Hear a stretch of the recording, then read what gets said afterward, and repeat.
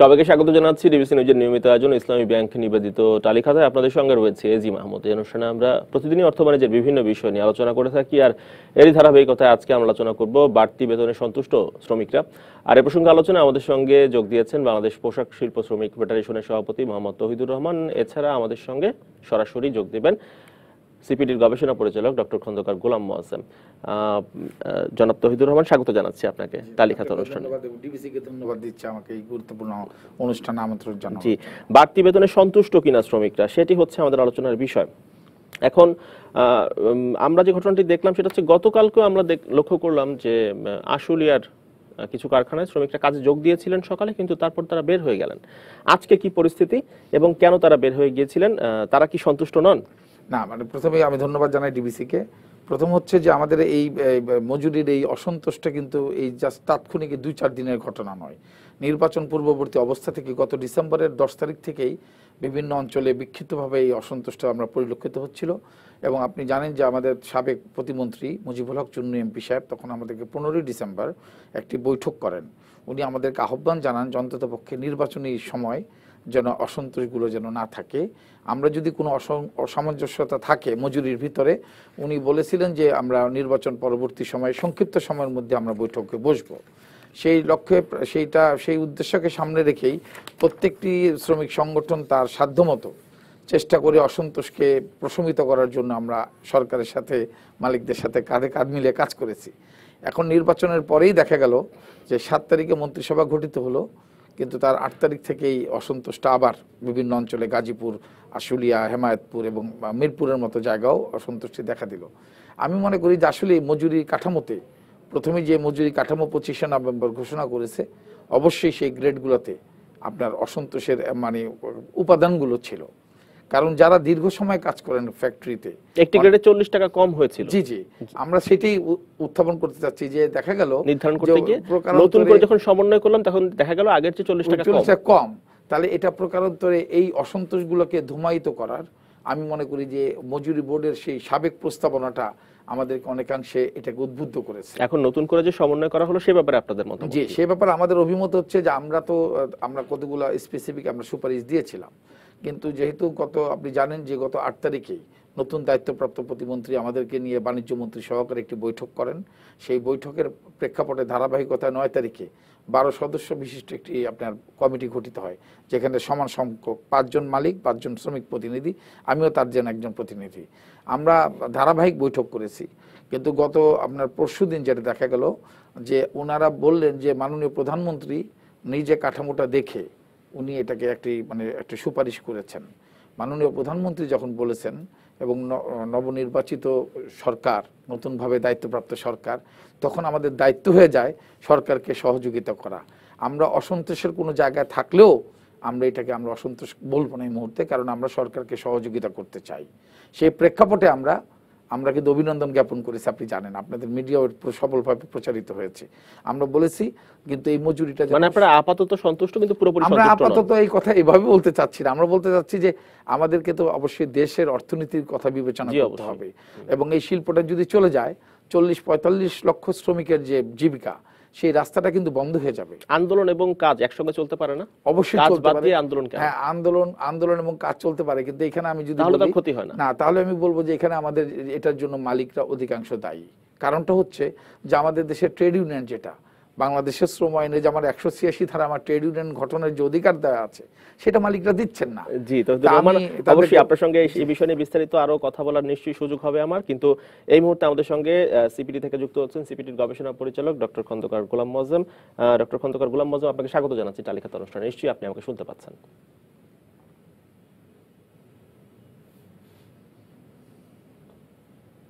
Doctor Golam Moazzem, আপনি নিশ্চয়ই আমাকে শুনতে পাচ্ছেন? আমাদের হাতে আলোচনার বিষয়টি প্রতিবেদন রয়েছে, আমরা মূলত সেটি দেখে নিয়ে এবং আপনিও নিশ্চয়ই সেটি শুনতে পাবেন, তারপর আপনার কাছে আসতে চাই। দর্শক, আমাদের হাতে আলোচনার বিষয়টি প্রতিবেদন রয়েছে, সেটি আমরা দেখব। পোশাক শ্রমিকদের বেতন বাড়লেও আগের চেয়ে কমে গেছে বৃদ্ধির হার। বিগত 3টি মজুরি কাঠামো বিশ্লেষণ করে এমন তথ্য পাওয়া গেছে, আর তা মেনে নিলেও সংশোধিত মজুরি কাঠামোতে সন্তুষ্ট নন শ্রমিকরা। তবে বিজিএমইএ বলছে পোশাক খাতের বর্তমান সক্ষমতায় সর্বোচ্চ বেতন বাড়িয়েছেন মালিকরা। আগামীতে অস্থিতিশীলতা এড়াতে শুধুমাত্র সর্বনিম্ন গ্রেডের ন্যূনতম মজুরি নির্ধারণের দাবি জানিয়েছেন তারা। রাজনৈতিক কোনো দাবি নয়, নির্বাচনের আগে এবং পরে রাজপথ উত্তপ্ত ছিল পোশাক শ্রমিকদের আন্দোলনে। দাবি ছিল কাঠামো সংশোধন করে মূল মজুরি বৃদ্ধির। সে দাবি পূরণ হয় গেল রবিবার। নভেম্বরে জারি করা মজুরি কাঠামোর সঙ্গে সমন্বয় করে 6টি গ্রেডেরই বেতন বাড়ানো হয়। কিন্তু গত 3টি মজুরি কাঠামো বিশ্লেষণ করে দেখা যায়, সপ্তম গ্রেডে 2013 সালে 50% মূল মজুরি বাড়লেও এবার তা নেমে এসেছে 37%। পঞ্চম গ্রেড বাদে সবগুলোতেই কমেছে মজুরি বৃদ্ধির হার। একটা গেজেট যখন কমপ্লিট হয়ে যায়, 1 বছর পার করে একটা জিনিস কমপ্লিট করার পরে কমপ্লিট একটা স্ট্রাকচারকে সম্পূর্ণভাবে পরিবর্তন কইরা সেই জায়গায় নতুন আর একটা স্ট্রাকচার নিয়ে আসা, এটাই কিন্তু দুরূহ কাজ। এবং সেখানে হওয়ার ক্ষেত্রে আমাদের প্রত্যাশাগুলো 100% পূরণ হয় নাই। রানা প্লাজা ধস, কারখানা সংস্কার আর বিশ্ববাজারে পোশাকের দাম কমে যাওয়া, সব মিলে কঠিন সময় পার করছে দেশের পোশাক খাত। এমন সময়েও মজুরি বৃদ্ধি করে মালিকরা বাড়তি চাপ নিয়েছেন। তারপরও শ্রমিকদের আন্দোলন ক্ষতি আরও বাড়িয়ে দিয়েছে। 3 নম্বর গ্রেডের যে অপারেটর, তারা স্কিল্ড অপারেটর, সবচেয়ে উপরের লেভেলের, এবং তাদের যে বেতনটা নির্ধারিত হয় সেটা কিন্তু ফ্যাক্টরি লেভেলে আলাপ আলোচনার ভিত্তিতেই বেতন নির্ধারিত হয়। তাদেরকে কিন্তু গেজেট দেখে এই বেতন নির্ধারিত হয় না। আমি মনে করি যে আমাদের এখন সময় আসছে শুধুমাত্র সর্বনিম্ন পর্যায়ে যে বেতনটা আছে সেটাই আমরা ঠিক করে দিব। বাকি বেতনটা ফ্যাক্টরি লেভেলে তারা আলাপ আলোচনার ভিত্তিতে নিজ নিজ স্কিলের উপরে ডিপেন্ড করে তারপরে বেতন হওয়া উচিত, পৃথিবীর অন্য অন্য জায়গায় যেটা হয়। নতুন কাঠামোর বেতন কার্যকর হবে ডিসেম্বর থেকেই। আর আগেই যারা বেতন পেয়েছেন তাদেরকে জানুয়ারির বেতনের সাথে বাড়তি টাকা দেওয়া হবে। Arif Rahman, DBC news, Dhaka. দর্শক, আমরা রিপোর্টটি দেখে নিলাম। আমাদের সঙ্গে স্টুডিওতে রয়েছেন বাংলাদেশ পোশাক শিল্প শ্রমিক ফেডারেশনের সভাপতি মোহাম্মদ তৌহিদুর রহমান। এই মুহূর্তে আমাদের সঙ্গে আগেই যুক্ত হয়েছেন সিপিটির গবেষণা পরিচালক ডক্টর খন্দকার গোলাম মোয়াজ্জেম। ডক্টর খন্দকার গোলাম মোয়াজ্জেম, আপনার কাছ থেকে যেটি জানতে চাই যে মজুরি নিয়ে পোশাক শ্রমিকদের যে জটিলতা ছিল সেটির কি যৌক্তিক সমাধান হয়েছে বলে আপনি মনে করেন কিনা?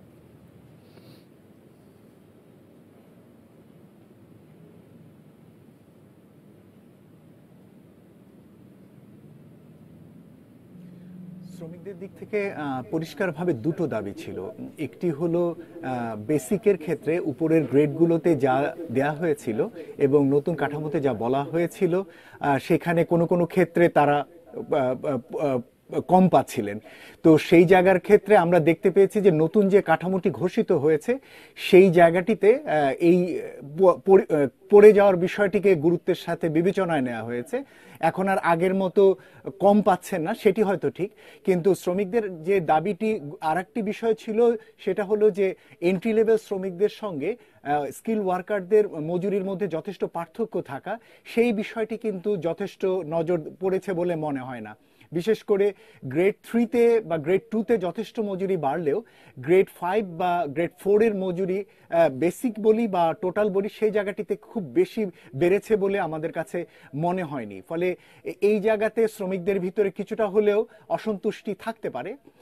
তবে এই বিষয়গুলো আমার মনে হয় যে কারখানা পর্যায়ে মালিকরা সমাধান করতে পারেন। যে স্ট্রাকচারটি দেওয়া হয়েছে সেই স্ট্রাকচারটিকে ভিত্তি করে কারখানার উদ্যোক্তারা যদি তার সঙ্গে একটি বা দুটি ইনক্রিমেন্ট যোগ করে যদি এটি নির্ধারণ করে দেন গ্রেড 4-5-এর জন্য, তাহলে কিন্তু মজুরির যে প্রত্যাশা স্কিল ওয়ার্কারদেরকে সেটা অনেকটাই নিশ্চিত করা সম্ভব হবে। কিন্তু ডক্টর খন্দকার গোলাম মোয়াজ্জেম, পোশাক শিল্প মালিকরা কিন্তু বলেছেন তাদের সর্বোচ্চ ক্ষমতা দিয়েই তারা এই মজুরি নির্ধারণ করেছেন, এর চেয়ে বেশি দেওয়ার ক্ষমতা তাদের নেই, এটাই তো বলেছেন তারা বক্তব্যে। আমরা প্রতিবেদনে তেমনটা দেখলাম।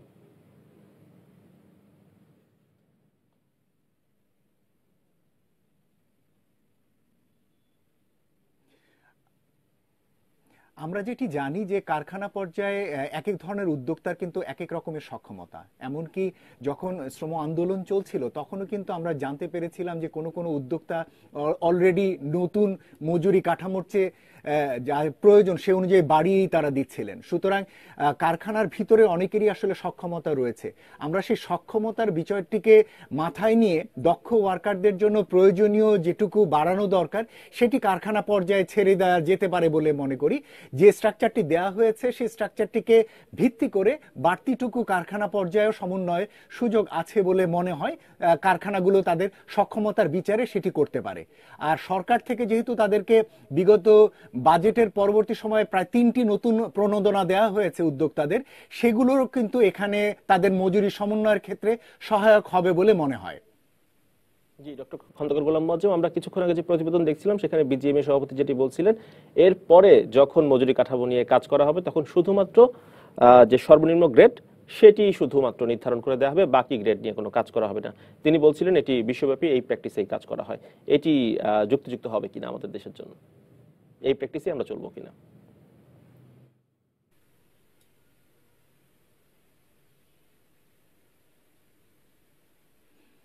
বাংলাদেশের প্রেক্ষাপটটি একেবারেই ভিন্ন, এটি আমাদের মাথায় রাখতে হবে। এখানে এখন পর্যন্ত শ্রম সংগঠনগুলো শক্তিশালী না। ওয়ার্কার পার্টিসিপেশন কমিটিগুলো যদিও নির্বাচনের মাধ্যমে হচ্ছে, কিন্তু এগুলো এখনো শক্তিশালীভাবে শ্রমিকদের ভয়েস রেজ করতে পারে না। মাত্র 3% কারখানায় ট্রেড ইউনিয়ন রয়েছে, 97% কারখানায় ট্রেড ইউনিয়ন নেই। শ্রমিকদের যদি উপযুক্তভাবে ভয়েস না থাকে এবং তারা যদি মালিকদের সঙ্গে বা ম্যানেজমেন্টের সঙ্গে মজুরি নিয়ে নেগোশিয়েট না করতে পারেন, তাহলে কিন্তু শুধুমাত্র এন্ট্রি লেভেল ওয়ার্কারদের ওয়েজ ঠিক করে দিয়ে বাকিগুলো কারখানার উপরে ছেড়ে দিলে আরো এই যে ধরনের অসন্তোষ বা সমস্যাদি এগুলো কিন্তু থেকে যাবে।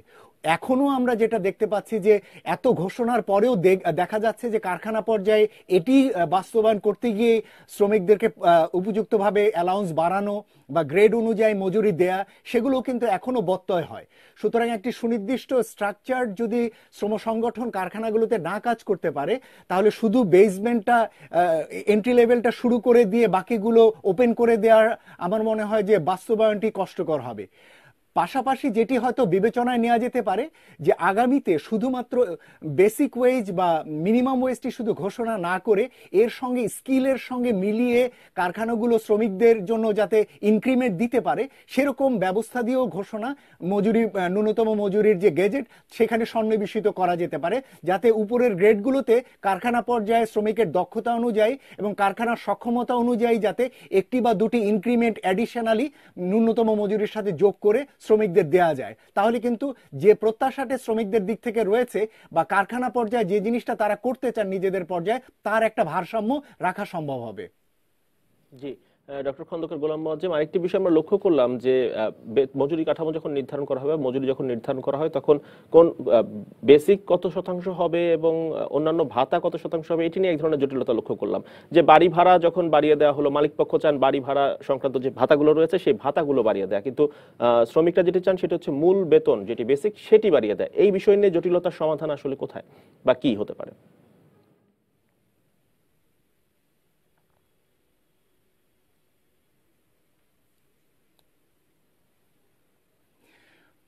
প্রথমত হলো যে শ্রমিকদের যে চাহিদা, সেই চাহিদার আসলে সেইভাবে মজুরির ভিতরে যা দেয়া হলো ফাইনালি, সেটা কিন্তু প্রত্যাশা মাফিক চিন্তা করলে অনেক কম। এবং সিপিডি থেকে আমরাও বলেছিলাম যে যা দেয়া হচ্ছে সেটা আসলে তাদের চাহিদার তুলনায় অনেক অপ্রতুল। উপরন্তু যেটা দেখা যাচ্ছে ধারাবাহিকভাবে, আপনাদের রিপোর্টেও আমরা দেখলাম যে বেসিকের একটা ধারাবাহিক অবনমন রয়েছে শেয়ার হিসেবে গ্রসের। সেটা 2006 সালে কিন্তু 70% মতো ছিল, 2010 সালে ছিল 62%, তারপরে এটা 56%, এবার এটা 51.5% নেমে এসছে। এই যে বেসিক কমে যাওয়া, এর ফলে শ্রমিকের যে আয়, বিশেষ করে ওভারটাইমের পেমেন্ট, তাদের যে ফেস্টিভ্যাল বোনাস এবং সার্ভিস বেনিফিট, এগুলো থেকে কিন্তু তারা হারান। উপরন্তু আরো একটা যেটা দেখা যায় যে দক্ষ শ্রমিকের সঙ্গে এন্ট্রি লেভেল শ্রমিকের যে মজুরি পার্থক্য হওয়া দরকার, সেটাও কিন্তু আগের থেকে কমে এসছে। এর আগে 2013 সালে গ্রেড 4 এর একজন ওয়ার্কার, এন্ট্রি লেভেল একজন ওয়ার্কারের তুলনায় পেতেন হলো 87%, গ্রেড 7 এর ওয়ার্কার 87% পেতেন গ্রেড 4 এর। সেই জিনিসটি এবার বেড়ে দাঁড়িয়েছে 87%, 79% থেকে বেড়ে 87% হয়েছে। তার মানে হলো গ্রেড 4 এর ওয়ার্কারের বেতনের সঙ্গে গ্রেড 7 ওয়ার্কারের পার্থক্য কমে এসছে। এই যে ধারাবাহিকভাবে শ্রমিকদের বা দক্ষতার কম মূল্যায়ন, এই জিনিসগুলো কিন্তু শ্রমিকদের যে উত্তরোত্তর যে কারখানা পর্যায়ে দক্ষতার নিয়োজন হচ্ছে, কারখানা পর্যায়ে তাদের আরো বেশি কন্ট্রিবিউশন হচ্ছে, তার বিপরীতে কিন্তু মজুরিতে সেটা পর্যাপ্তভাবে রিফ্লেকশন হচ্ছে না। আমরা যদি এটি চাই, তাহলে যেটা প্রয়োজন সেটা হলো বেসিক একই সাথে সমন্বয় করা এবং একই সাথে এভারেজ ওয়েজ মানে গ্রেড 4 বা মিডিয়ান ওয়েজের সঙ্গে এন্ট্রি লেভেল ওয়েজের যথেষ্ট পার্থক্য রাখা, যেটা কিনা আমরা অন্যান্য দেশগুলোতে এই ধরনের মজুরির ক্ষেত্রে দেখতে পাই। জি, ডক্টর খন্দকার গোলাম মোয়াজ্জেম, আরেকটি বিষয় পরিষ্কার হওয়া প্রয়োজন। পোশাক মালিকরা যে বিষয়টি প্রায়শই বলে থাকেন সেটি হচ্ছে কম মজুরি বাংলাদেশে বিদেশি পোশাক শিল্পে মানে বাংলাদেশে বিনিয়োগের অন্যতম কারণ। যদি মজুরি বেড়ে যায় সেক্ষেত্রে বিদেশি বিনিয়োগ আর আগের মতো হবে না। এই বিষয়ে আপনার বক্তব্য কি?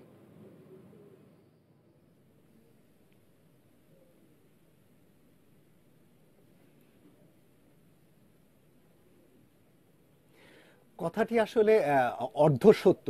কম মজুরি কথাটি তখনই দাঁড়াবে যে মজুরিজনিত ব্যয়টি আসলে কম কিনা সেটির সঙ্গে, এবং মজুরিজনিত ব্যয়টি কম হবে কি হবে না সেটা নির্ভর করে শ্রমিকদের দক্ষতার উপরে।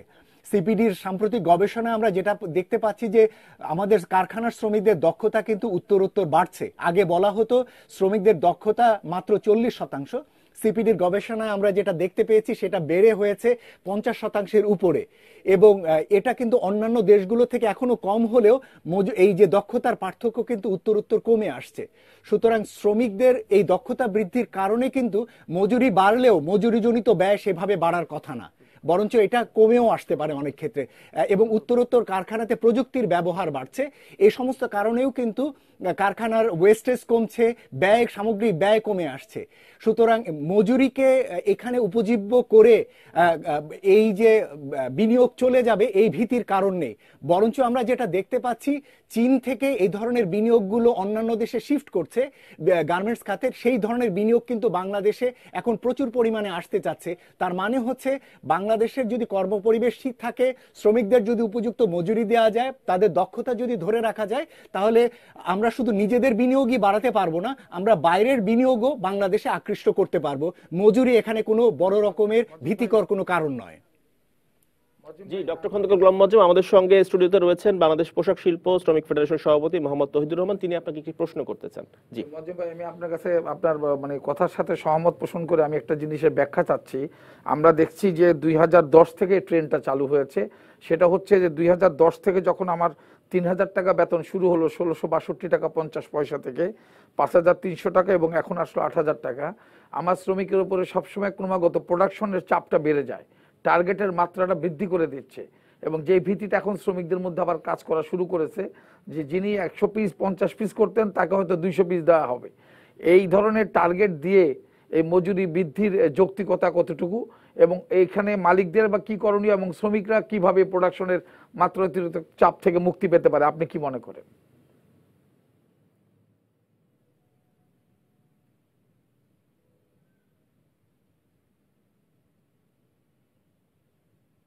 প্রথমত আমাদের যে জিনিসটি পার্থক্য করা দরকার, একটা হলো উৎপাদনশীলতা আর একটা হলো অতিরিক্ত উৎপাদন। এই দুটো কিন্তু এক কথা না। এখন যে জিনিসটি হয়ে যাচ্ছে সেটি হলো যে অতিরিক্ত উৎপাদনকে উৎপাদনশীলতা হিসাবে ব্যাখ্যা দেওয়া হচ্ছে, এবং যেটা অনেক ক্ষেত্রেই শ্রমিকের উপরে বাড়তি চাপ পড়ছে, এবং তার ফলে সে যে উৎপাদনশীলতা দিয়ে যতটুকু কন্ট্রিবিউট করত তার থেকে তার কাছ থেকে আসলে বেশি প্রত্যাশা করা হচ্ছে। এই যে বাড়তি ব্যয়, শ্রমিকদের মজুরিজনিত যে বাড়তি ব্যয়টুকু হবে সেটা মেটানোর জন্য কিন্তু বর্তমান সরকার, বিশেষ করে মাননীয় প্রধানমন্ত্রী কিন্তু উদ্যোক্তাদের বিভিন্ন রকমের সুবিধা দিয়ে দিয়েছেন। একটি হলো তাদের কর সুবিধা, কর হার কমানো হয়েছে, আর একটি হলো ফাইনাল সেটেলমেন্ট কমানো হয়েছে এক্সপোর্টের ক্ষেত্রে, আরেকটি হলো তারা যে সমস্ত সার্ভিস ব্যবহার করেন তার ভ্যাট উইথড্র করা হয়েছে। এই যে বিভিন্ন রকমের ব্যয় সুবিধা দেওয়া হয়েছে উদ্যোক্তাদের, তার মাধ্যমে কিন্তু তাদের এই মজুরিজনিত ব্যয় মেটানোর সুযোগ তৈরি হয়েছে। উপরন্তু বেসিক কমানোর মাধ্যমেও কিন্তু তারা তাদের ব্যয় অনেকাংশে কমিয়ে রাখতে সক্ষম হচ্ছে। এরপরেও কেন শ্রমিকদের উপরে বাড়তি উৎপাদনের চাপ দেওয়া হচ্ছে, এটা কিন্তু মোটেই গ্রহণযোগ্য না। এর ফলে যেটা হয় যে শ্রমিকের স্বাস্থ্যহানি ঘটে, শ্রমিক কিন্তু দীর্ঘদিন কাজ করতে পারে না, প্রকারান্তরে আসলে দীর্ঘমেয়াদে কারখানায় ক্ষতিগ্রস্ত হন। তার কারণ হচ্ছে উত্তরোত্তর গার্মেন্টস খাতে দক্ষ শ্রমিকের প্রয়োজন পড়ছে, এন্ট্রি লেভেল বা শুরুর ওয়ার্কার দিয়ে আগের মতো কাজ কিন্তু পোষাচ্ছে না। সুতরাং দক্ষ শ্রমিকদেরকে যদি ধরে রাখতে হয় তাহলে তাদের কিন্তু তারা যাতে পর্যাপ্তভাবে কাজ করতে পারেন, দীর্ঘদিন কাজ করতে পারেন, সেরকম ধরনের স্বাস্থ্যগত বিষয়গুলো এখানে নজরে রাখা দরকার। আমার মনে হয় যে কারখানা পর্যায়ে ওয়ার্কার পার্টিসিপেশন কমিটি এবং ট্রেড ইউনিয়ন যারা রয়েছে তাদের উচিত কারখানা মালিকদের সঙ্গে নেগোশিয়েট করা যে আগে যে পরিমাণ উৎপাদন তারা দিয়েছেন সেই উৎপাদনটি তাদের জন্য যাতে অব্যাহত রাখা হয়, বাড়তি উৎপাদনের চাপ দিয়ে তাদেরকে যেন শ্রমিকদের যেন জীবনহানি বা এই যে স্বাস্থ্যহানির বিষয়টি যেন তাদের উপরে না চাপিয়ে দেওয়া হয়। যদি কারখানার বাড়তি উৎপাদনের প্রয়োজন হয় তাহলে তারা তাদের ক্যাপাসিটি এক্সপ্যান্ড করতে পারেন, ওখানে বিনিয়োগ করতে পারেন নতুন মেশিনারিজে। মোহাম্মদ তৌহিদুর রহমান, তিনি আপনাকে আরেকটি প্রশ্ন করতে চান। জি মোয়াজ্জেম ভাই, আপনাকে আরেকটি ছোট্ট প্রশ্ন করব। সেটা হচ্ছে যে আমরা যখন ট্রেড ইউনিয়ন কোনো ফর্ম করতে চাই, মালিকরা বলে যে ট্রেড ইউনিয়ন সম্পর্কে তাদের ভীতি আছে, এই কাজটা আমাদের নেগেটিভ ইম্প্যাক্টের কারণে, মনোভাবের কারণে আমরা সবসময় ট্রেড ইউনিয়ন থেকে অনেক দূরে আছি। আপনার বক্তব্যে চলে আসছে 3%, কিন্তু ওনারা বারবারই বিশ্বব্যাপী প্রচার করেন যে ওয়ার্কার্স পার্টিসিপেশন কমিটি অধিকাংশ কারখানায় আছে। তাহলে আমার একটু আপনার মাধ্যমে আপনার কি অনুভূতি যে ওয়ার্কার্স পার্টিসিপেশন কমিটি থাকলে এই মুহূর্তে শ্রম অসন্তোষের ক্ষেত্রে ডাব্লিউপিসির ভূমিকাটা কি, তারা কোথায়? আমরা তো তাদের কোনো ফাংশনেবল কোনো অ্যাক্টিভিটি আমরা দেখতে পেলাম না। আপনার কি অভিমত এই বিষয়ে?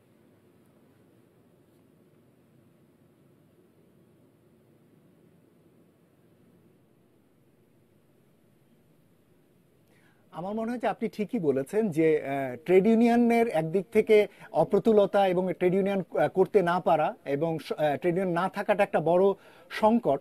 একই সাথে যে সমস্ত ওয়ার্কার পার্টিসিপেশন কমিটিগুলো নির্বাচনের মাধ্যমে রয়েছে, আমরা প্রায় 72% কারখানায় দেখেছি যে ওয়ার্কার পার্টিসিপেশন কমিটি রয়েছে। এই যে নির্বাচনের মাধ্যমে শ্রম প্রতিনিধি থাকা, এটা ইতিবাচক দিক, কিন্তু দুঃখজনক হলো এই কমিটিগুলো কিন্তু সেইভাবে যে তাদের ভূমিকা রাখতে পারছে, তাদের শ্রমিকদের চাহিদা বা প্রয়োজনগুলো নিয়ে আলাপ আলোচনা করে মালিক পক্ষ বা ম্যানেজমেন্টের সাথে নেগোশিয়েট করতে পারছে, এরকম ধরনের পর্যায়ে তারা পৌঁছায়নি। ফলে ডাব্লিউপিসি গুলোকে আরো ফাংশনাল ইফেক্টিভ করার প্রয়োজন রয়েছে।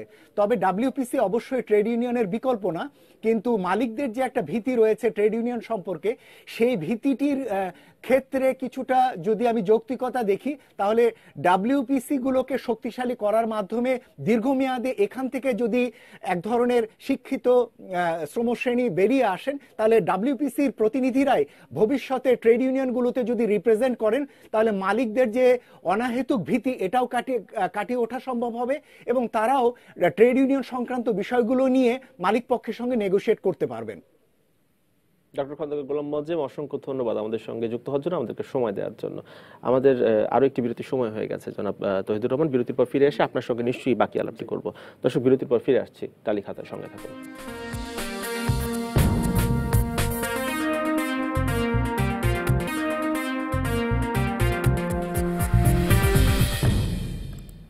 দর্শক, আপনারা দেখছেন ইসলামী ব্যাংক নিবেদিত টালি খাতা। বিরতির পর আবার আমরা ফিরে এলাম, আলোচনা করছিলাম বাড়তি বেতনে সন্তুষ্ট কিনা শ্রমিকরা, এবং তৌহিদুর রহমান আপনার কাছে এবার জানতে চাওয়া সেটা হচ্ছে ডক্টর খন্দকার গোলাম মোয়াজ্জেম যে কথা বলছিলেন সেই কথা সূত্র ধরে জানতে চাইবো, এবং বিজিএমএ সভাপতি যে কথা বলছিলেন যে এরপরে যখন আপনাদের মজুরি কাঠামো নির্ধারণের প্রসঙ্গ আসবে তখন সর্বনিম্ন গ্রেড ধরে আসলে কাজ করা হবে, বাকিগুলো করা হবে না। কিন্তু ডক্টর খন্দকার গোলাম মোয়াজ্জেম বলছিলেন যে মানে বহির্বিশ্ব এবং বাংলাদেশের অবস্থান মানে পরিস্থিতি এক নয়।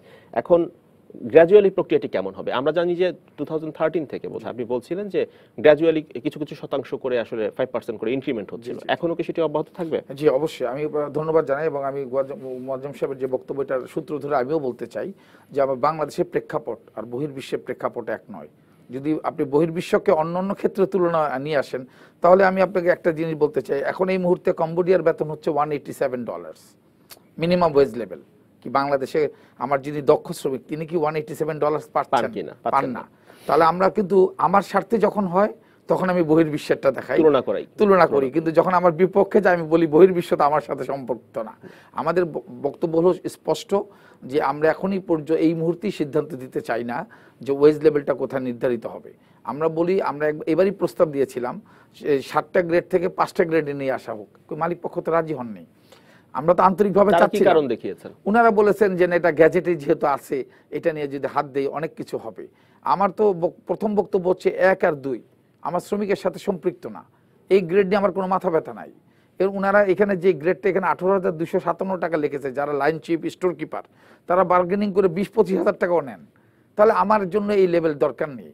তা আমি যখন আইবিসির মহাসচিবের দায়িত্বে ছিলাম, আমি আপনার লিখিত 28 ফেব্রুয়ারি এই বছর আমি মজুরি বোর্ডের চেয়ারম্যানকে বলেছিলাম 5টা গ্রেডের সুপারিশ দিয়েছিলাম, আমি 7টা গ্রেডের সুপারিশ দেইনি। আমার আন্তরিকতা ছিল। কিন্তু এবারের যে ত্রিপক্ষীয় কমিটি হয়েছে সেখানে তো আপনাদের প্রতিনিধি ছিলেন, তিনি কি আমাদের বললেন? প্রতিনিধি থাকলে আমি খুব বিনয়ের সাথে বলবো, প্রতিনিধি নির্ধারণটা, মনোনয়নটা যৌক্তিকভাবে শ্রমিকদের প্রতিনিধি যেভাবে হওয়ার দরকার সরকার সে পথে আগায়নি। এটা উনাদের মানে পছন্দের প্রতিনিধি ব্যক্তি যিনি দিয়ে তারা কমিটিতে নিয়েছেন। ছিলেন তিনি আপনাদের বক্তব্য পুরোপুরি রিফ্লেক্ট করতে পারেননি। রিফ্লেক্ট করতে পারেননি এই কারণেই যেহেতু উনি তো আমার গার্মেন্টস শিল্পের কোনো শ্রমিক সংগঠনের সাথে সম্পৃক্ত না, উনি গার্মেন্টস শিল্পের শ্রমিকদের পালস তো তাকে জানতে হবে। তো সেই কারণেই আমাদের কথা, আমি যদি সূত্র ধরে বলি, সিদ্দিক সাহেব যে কথা বললেন, আমরা তো এবার 5টা গ্রেডের কথা বলেছিলাম, তাহলে 2টো গ্রেড তো চলে যেত। তো উনি এটাকে ওয়েলকাম করলেন এটা কেন? উনি এখন এই যে পরিবর্তিত পরিস্থিতির প্রেক্ষাপটে এখন ওনার নতুন মাথায় চলে আসছে যে আমি বোধহয় 1টা গ্রেডকেই নিয়ে সামনে এগোই। আমার কথা হলো কি, আমরা গ্রাজুয়ালি এটাকে আমরা ক্লোজ করে নিয়ে আসি, সংকুচিত করে নিয়ে আসি। এটা হয়তো আরো 2টা ওয়েজ বোর্ড লাগবে, 3টা ওয়েজ বোর্ড লাগবে, তারপর হয়তো আমরা একসময় এই জায়গায় চলে আসতে পারবো। কিন্তু আমরা ওই যে আগামী বছরই মানে আগামী ওয়েজে আবার আমরা নতুন 5 বছর পর 5 বছর পর আমি মনে করি না সেই জায়গায় আমরা এখন পর্যন্ত পৌঁছাতে পারছি। আমি এটার সাথে দ্বিমত করি এবং এটা এখনই সম্ভব নয়। জি, এবং কিছু গ্রেডে আমরা শুনেছি এবং জেনেছি, কিছু পোশাক শ্রমিকদের সাথে আমার ব্যক্তিগতভাবে কথা বলার সুযোগ হয়েছে, সেখানে আমরা জানতে পেরেছি যে 6 গ্রেডে, 6ষ্ঠ গ্রেডে অনেকে বলছেন যারা পুরনো শ্রমিক তাদের বেতন সব মিলিয়ে বেসিক বেড়েছে 15 টাকা। তাহলে তারা কি করে সন্তুষ্ট হবেন এবং তারা কি করে মেনে নেবেন নতুন মজুরি? এখন কথা হচ্ছে যে প্রথম হচ্ছে যে মজুরি বোর্ডটা আমরা 25শে নভেম্বর যে গ্যাজেটটা পেলাম, যেটার পর থেকে অসন্তোষের সূত্রপাত, আপনি দেখেন সেখানে কিন্তু এই যে 5% ইনক্রিমেন্ট এটাকে উনারা বিবেচনায় নেননি। উনারা যেটা টালি করেছেন, আমার কাছে সরকারের সেই 5 বছরের আগের গ্যাপটাকে ধরে ওনারা নির্ধারণ করেছেন। কিন্তু আমরা এই ক্ষেত্রে বলবো যে আমরা অত্যন্ত সফল। আমি জানি যে অনেক ক্ষেত্রে আমাদের শ্রমিকদের আশা পূরণ হয়নি, আমি এটার সাথে আমি দ্বিমত করি না। কিন্তু আমি আবার পাশাপাশি এটাও বলতে চাই যে মালিকরা 1 মাস পূর্বেও বলেছে গ্যাজেটে কোনো হাত দেওয়া যাবে না, এটা সংশোধন মেনে নেব না, ওনারা অন্তত পক্ষে এর মধ্য দিয়ে মেনে নিয়েছেন। এই জায়গাটা তো আসছেন যে সংশোধন তো করেছেন। এখন 15 টাকা না 200 টাকা এটা এই মুহূর্তে বিবেচনার বিষয় না। আমার অর্জন, আমার ভিক্টরি যে আমি মালিককে বাধ্য করতে পারিছি যে 15 টাকা হলেও তাকে বৃদ্ধি করতে হয়েছে, মানে তার ইচ্ছার বিরুদ্ধে হলেও শ্রমিক আন্দোলন তাকে এই জায়গায় নিয়ে আসতে বাধ্য করেছে। এই অর্জনটাকে কোনোভাবে খাটো করে দেখার নেই। জি, কিন্তু এখন কি পরিস্থিতি জানতে চাই, সেটি হচ্ছে আশুলিয়ায় যে গতকালকে যে ঘটনা ঘটলো, আজকে কি পরিস্থিতি আপনার কাছে কোনো খবর? আমার কাছে যে পর্যন্ত সকালবেলা পর্যন্ত আমার খবর, আমার বিফোর আপনার লাঞ্চ পর্যন্ত, যে এখন পর্যন্ত শ্রমিকরা সবাই তার ফ্যাক্টরিতে কাজ করছে, কোনো অসন্তোষ, মানে গতকালকে যেমন কাজে যোগ দিয়ে বের হয়ে গেছে, এই পরিস্থিতিটা এখন পর্যন্ত হয়নি। এটা 2টো কারণ। একটা হচ্ছে যে আমরা গত একদিন আগে যে আমরা প্রেস কনফারেন্স করলাম মন্ত্রণালয়ের, শ্রম মন্ত্রণালয়ের কক্ষে, আমাদের অন বিহাফ অফ আমাদের একজন শ্রমিক নেতা বক্তব্য দিলেন, এটা যথাযথভাবে শ্রমিকদের কাছে যায়নি। রিলে করাটা আমাদের এখন পর্যন্ত কমিউনিকেশন একটা গ্যাপ, ট্রেড ইউনিয়নের অভাব, আমাদের সাথে শ্রমিকদের যোগাযোগের মাত্রা অপ্রতুল, যেটা মোয়াজ্জেম ভাইও বলেছেন, আমিও স্বীকার করি। তা আমাদের যে প্রপার চ্যানেল, সেই চ্যানেলে যদি একটা উদাহরণ, একটা ফ্যাক্টরিতে 1000 শ্রমিক থাকে, আমার সাথে 300 শ্রমিকের কানেক্টিভিটি আছে, তো 300 যখন একটা মোটিভেটেড হয়ে যাবে তখন কিন্তু আরো 700কে ওইদিকে নিয়ে আসার ক্ষেত্রে তাদের একটা জোরালো ভূমিকা থাকে। তো ট্রেড ইউনিয়ন বিহীন, কোনো কমিউনিকেশন চ্যানেল বিহীন, আমি যখনই কোনো মিডিয়াতেই বলি, পত্রিকায় বলি অথবা মাইক দিয়ে বলি, ওইটা তো তার কাছে কোনো ধর্তব্যের মধ্যে পড়ে না। এটা আমার মনে হয় বিবেচনা করতে হবে মালিকদেরকে। এখনই আমি বলবো, তারা 20,000 30,000 শ্রমিকের ফ্যাক্টরি করেছেন, আমি তাদেরকে ওয়েলকাম করি, তারা ভালো উদ্যোক্তা। কিন্তু এই এত বিশাল শ্রমিককে নিয়ন্ত্রণ করার জন্য যদি একটি যুগোপযোগী আধুনিক ট্রেড ইউনিয়নের সুস্থ ধারা ফিরিয়ে না দেন, আগামীতে কিন্তু তারাই প্রবলেমে পড়বে, এবং সেটি না থাকার কারণে আমরা বিক্ষিপ্ত সংঘর্ষের ঘটনা দেখেছি এবং সেখানে কথা বলার কোনো লোক পাওয়া যায়। জি, আমরা বিরতির পর ফিরে এসে এই বিষয় নিয়ে আলাপ করব, কিন্তু বিরতি থেকে ঘুরে আসতেই হচ্ছে। দর্শক, বিরতির পর ফিরছি টালি খাতায়, সঙ্গে থাকুন। দর্শক, আপনারা দেখছেন ইসলামী ব্যাংক নিবেদিত টালি খাতা। আমরা আবারও ফিরছি আলোচনা। আমাদের সঙ্গে রয়েছেন বাংলাদেশ পোশাক শিল্প শ্রমিক ফেডারেশনের সভাপতি মোহাম্মদ তৌহিদুর রহমান, জনাব তৌহিদুর রহমান। বিরতির আগে যে প্রসঙ্গে কথা হচ্ছিল যে যারা সংঘর্ষে জড়িয়েছেন, কিছু পোশাক শ্রমিক আমরা খবর পেয়েছি, দেখেছি যে সংঘর্ষে জড়িয়েছেন, সেই সংঘর্ষে যারা জড়িয়েছেন তাদের ব্যাপারে আপনাদের অবস্থান কি বা আপনারা কি ভাবছেন? আমি প্রথমেই বিনয়ের সাথে বলবো যে আমি কোনো শ্রমিক যে কারখানা থেকে রুটি রুজি পান, তার জীবিকা নির্বাহ হয়, তিনি কোনো সংঘর্ষে জড়াবেন এটা আমি বিশ্বাস করি না। এটার সাথে আমি সম্পূর্ণ দ্বিমত পোষণ করি। তবে কিছু সুযোগ সন্ধানী গ্রুপ থাকে গার্মেন্টসকে, ব্যবসাকে কেন্দ্র করে, এটা আমার অতীতেও এই কথাই ছিল, এখন আমার সেই কথাই, যেখানে আপনার টিফিন দেওয়া নিয়ে একটা মানে অসম প্রতিযোগিতা আছে দুটো গ্রুপের। আমি টিফিন দিচ্ছি, সাপ্লাই দিচ্ছি, আরেকটা গ্রুপ রেডি, উনি পাচ্ছেন না। এখানে ঝুট নামাচ্ছেন, ঝুটের কাউন্টার প্রতিদ্বন্দ্বী আছেন। এখানে কিছু কাটপিস নামাচ্ছেন, তার এটা প্রতিদ্বন্দ্বী আছেন। এবং কেউ লুক আফটার করেন স্বার্থটা ফ্যাক্টরি প্রিমিসেসের, এটারও একটা কাউন্টার গ্রুপ আছেন। এই ধরনের ভাস্টেড গ্রুপ থাকেন যারা এই ধরনের কোনো অসন্তোষকে পুঁজি করে তারা প্রলুব্ধ করেন শ্রমিকদেরকে যে তোমরা আন্দোলনে নামো। শ্রমিক সংগঠনগুলোর বিরুদ্ধে এরকম অভিযোগ রয়েছে, তারা উস্কানি দিয়েছেন আন্দোলন। আমরা স্পষ্ট দাবি নিয়ে বলতে চাই যে এই ধরনের সাংঘর্ষিক আন্দোলন না, আমরা যেটা বলতে চাই যে ট্রেড ইউনিয়ন কিন্তু ট্রেড ইউনিয়ন একটা আন্দোলন, ট্রেড ইউনিয়ন অবশ্যই একটি আন্দোলন এবং নিয়মতান্ত্রিক আন্দোলন। আমি অধিকারের জন্য আমাকে নিয়মতান্ত্রিক উপায়ে যদি কথা বলার অধিকার না থাকে, দাবি উপস্থাপনের অধিকার না থাকে, তাহলে তো আমি শ্রমিক আন্দোলন করি কিভাবে? অবশ্যই আমি নিয়মতান্ত্রিক আন্দোলন করব, আমি আমার দাবি দাবা প্লেস করব, মালিক তার নির্ধারিত সময়ের মধ্যে এটাকে অ্যাড্রেস করবেন। না করলে আমিও ধর্মঘটে যেতে পারি, কিন্তু সেই প্রক্রিয়া কি আমার সেটা শান্তিপূর্ণভাবে না। আমি ধর্মঘটের অধিকার আমার ট্রেড ইউনিয়নে দেওয়া আছে, কিন্তু সেটাও আমাকে ভাঙচুরের অধিকার নেই। আমি নৈরাজ্যমূলক কোনো কর্মকাণ্ডকে আমরা সমর্থন করি না। আমি স্পষ্ট বলতে চাই, সরকারের অনেক এজেন্সি আছে, তারা যদি স্পেসিফিক কোনো দায়ী ব্যক্তিকে পান, তাদের প্রযুক্তি অনেক উন্নত, এখন কে কোথায় কি করে সবাই জানে, আমি কি করছি সেটাও জানেন। আপনারা কেন শান্তিপূর্ণ আন্দোলনের কথা শ্রমিকদেরকে বলেন না, বা সেইভাবে কেন আসলে আন্দোলনটি কেন নেমে যায়? না, প্রথমে আমি বলতে চাচ্ছি যে আমি একটু আগেও বললাম যে এটা কিন্তু আপনার বড় বড় গ্রুপের জন্য একটা অ্যালার্মিং ইস্যু হয়ে দাঁড়াবে, যে এই ধরনের বড় একটা গ্রুপ শ্রমিককে তারা নিয়ন্ত্রণ কি দিয়ে করবে। ম্যানেজমেন্টের কথায় কিন্তু শ্রমিক কোনোদিন আশ্বস্ত হয় না। এটার জন্য একটি সুস্থ ধারা শ্রমিক ইউনিয়ন এবং ট্রেড ইউনিয়ন নেতার দরকার। সেটা যদি পরিবেশ তারা তৈরি না করেন, আগামী 5 বছর পরে দেখা যাবে যে যেভাবে শিল্পটা বুমিং হচ্ছে, এটা এক সময় রাস্তা কলাপস করে দিবে, 2-4-10 ঘন্টা হয়তো কেউ চলাচল করতে পারবে না। আচ্ছা, এখন যে ঘটনাটি ঘটছে আমরা শুনতে পাচ্ছি সাভার এবং আশুলিয়াতে মাইকিং করা হচ্ছে পুলিশের পক্ষ থেকে, বলা হচ্ছে যে কাজে ফিরে যান, না হলে এলাকা ছেড়ে চলে যান। না, আমি বলবো এটা, এই বিষয়টিকে আপনারা কিভাবে দেখেন? আমি বলবো কাজে ফিরে যাওয়ার ঘোষণা অবশ্যই প্রশাসন থেকে দিতেই পারে, এটাকে আমরা ওয়েলকাম করি, কিন্তু এলাকায় থাকা না থাকা নাগরিক অধিকারের অংশ। আমি কাজে না যেও শান্তিপূর্ণভাবে যদি এটা অবস্থানের বিপক্ষে আমি ঘরে থাকি, অবস্থান করি, এটাকে আমার এলাকা ত্যাগ করার ঘোষণাটা দেয়া প্রশাসনের জন্য যৌক্তিক নয়। এই ধরনের ভীতি সৃষ্টি করলে হবে কি, এটা ভবিষ্যতে আবার একটি অন্য কোনো ধরনের অসন্তোষ সৃষ্টিতে আমার মনে হয় যোগান দিতে পারে। আমি বলবো, আমিও আপনার মাধ্যমে বলবো, আপনার ডিবিসি চ্যানেলের মাধ্যমে, যে আমি শ্রমিকদেরকে বলবো আপনারা আপনাদের নিজ নিজ কাজে ফিরে যান, শান্তিপূর্ণভাবে উৎপাদনে জড়িত থাকেন।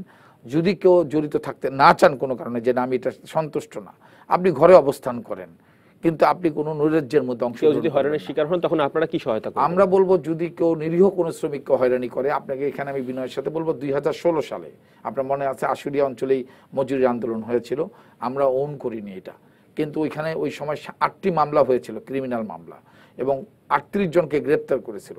ইন্ডাস্ট্রিয়াল গ্লোবাল ইউনিয়ন, পৃথিবীর সর্ববৃহৎ শ্রমিক সংগঠন, এটা মাসব্যাপী প্রচারণা করে তাদেরকে মুক্ত করিয়েছিলেন সরকারের কাছ থেকে। যদি নিরীহ শ্রমিককে কোনো হয়রানি করা হয়, আমরা শ্রমিক সংগঠন তাদের সাথে থাকবো, আছি, এই ওয়াদা আমরা দিতে চাচ্ছি। অসংখ্য ধন্যবাদ জনাব তৌহিদুর রহমান আমাদেরকে টালি খাতায় সময় দেওয়ার জন্য। Thank you. আপনাকেও, আমি ডিবিসির সমস্ত দর্শক শ্রোতাকে আমার সংগঠনের পক্ষ থেকে এবং 40 লক্ষ গার্মেন্টস শ্রমিকদের পক্ষ থেকে আন্তরিক কৃতজ্ঞতা এবং ধন্যবাদ। জি দর্শক, এই ছিল আমাদের ইসলামী ব্যাংক নিবেদিত আজকের টালি খাতায়। সঙ্গে থাকুন 24 ঘন্টা।